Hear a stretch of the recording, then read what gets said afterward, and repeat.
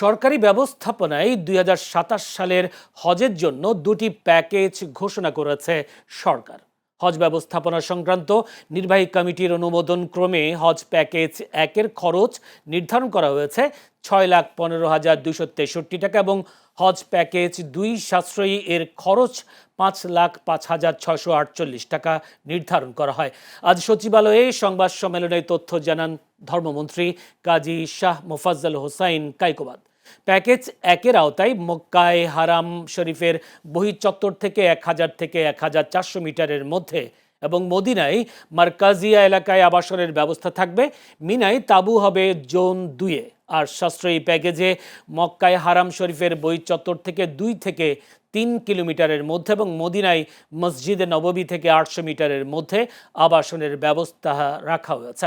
এই প্যাকেজে মিনায় তাঁবু হবে জোন ৫-এ।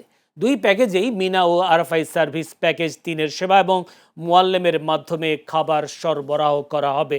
সৌদি আরবে সাধারণত ৩৫ থেকে ৪০ দিন অবস্থান করবেন হজযাত্রীরা। হজযাত্রীদের উন্নত সেবা প্রদানের লক্ষ্যে সৌদি সরকার প্রায় প্রতি বছর হজ ব্যবস্থাপনার ক্ষেত্রে কোনো না কোনো নতুন উদ্যোগ গ্রহণ করে থাকে।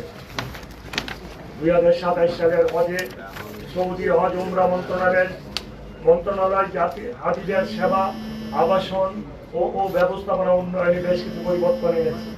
তারা মক্কা এবং মদিনায় হজযাত্রীদের আবাসন, যাতায়াত, ক্যাটারিং, তাঁবু ও সার্ভিস প্যাকেজকে একটি সম্মিলিত প্যাকেজের মধ্যে আনার ঘোষণা দিয়েছে।